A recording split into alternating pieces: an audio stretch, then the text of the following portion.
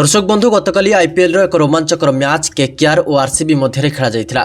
Toss पूर्व match रे वर्षा होइतिबारु match बातिल हेबो बोली मने होतिला, किंतु दीर्घ समय पर मैच आरंभ हुई 10-10 ओभर मैच रखा जाइथिला। परवर्ती समय जहाँ घटिला ताहा आपण मानकु आश्चर्य करिदेबो। हाँ बंधुगण, एही वीडियो रे आमे आपण मानकु एही रोमांचकर मैच रो संपूर्ण हाइलाइट्स देखाइबो। तेणुकरी आपण मानकु अनुरोध आपण माने एही वीडियो को शेष पर्यंत देखिबे एवं आपण माने कोन भाबुचंती एथर चैंपियन केउ टीम हेबो गोटे कमेंट करी आपण मानकर मतामत दियंतु। तेबे बंधुगण, बेंगलुरु रो ऐतिहासिक एवं सबुबेले रोमांचकर एम चिन्नास्वामी स्टेडियम रे आईपीएल 2025 रो एही स्वतंत्र मैच खेला जाइथिला। स्टेडियम पूरा पूरी पैकिंग थिला। दर्शकों मुहरे चमक देखिबा पई मिलिथिला, कारण एही स्टेडियम रे गतकाली एक भल दृश्य देखिबा को मिलिथिला।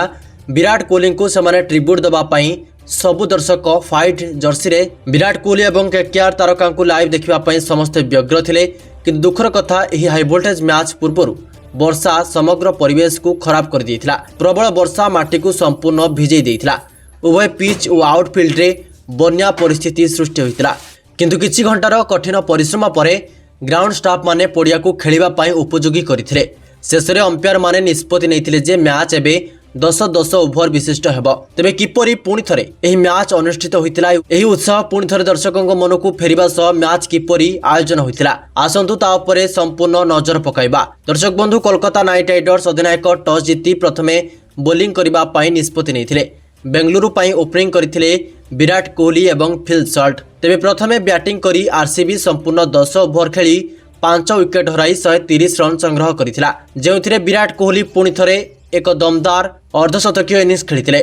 से 33 बॉल सम्मुखीन होई 68 रन करथिले एवं शेष भाग में टीम डेविड एक भल फिनिशर दायित्व तुलाइथिले। से 8 बॉल सम्मुखीन होई 28 रन करथिले, जेउथिरे गोटे ओभर 4टी छक्का शामिल रहिथिला। तेबे यहाँ पर 60 बॉल रे 131 रन रो टार्गेट को चेज करबा पई आस्थिबा केकेआर रो आरंभ विस्फोरक थिला। क्विंटन डिकॉक एवं सुनील नारिन द्रुत बैटिंग करी 2 ओभर रे 25 रन अतिक्रम कराइथिले, किंतु यहाँ पर जॉस हेजलवुड को ओभर रे 2 ओपनर पैविलियन फेरी गले। यहाँ पर केकेआर रो डाउनफॉल स्टार्ट होई गला। गोटे पर गोटे विकेट हराई चलिला केकेआर।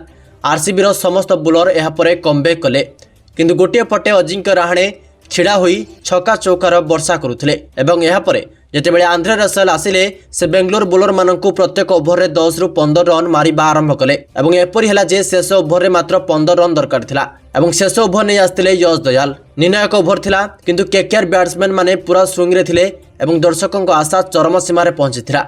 ओभर रो प्रथम बॉल रे रसेल कवर पॉइंट उपर एक शक्तिशाली बाउंड्री मारिथिले। बॉल एक चौका होइतिला एवं आरसीबी शिविर रे अस्थिरता बढ़िबार लागिथिला।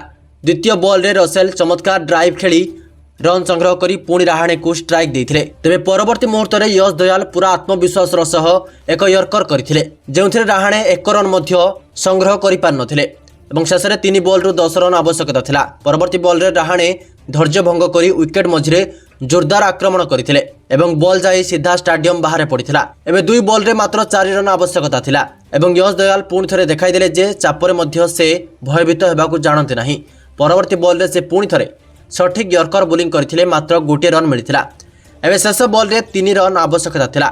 राहाणे स्ट्राइक रे थिले एवं यश दयाल पुणी थरे एक यर्कर बोलिंग करथिले, जेउथिरे राहाणे मात्र 1 रन संग्रह करथिले। तेबे राहाणे अपराजित 59 रन करी फेरिथिले मध्य दल को विजय सीमा अतिक्रम करि पार नथिले एवं आरसीबी आउ 2 पॉइंट सह पॉइंट टेबल रे सबुठारु शीर्ष रे रहिछि।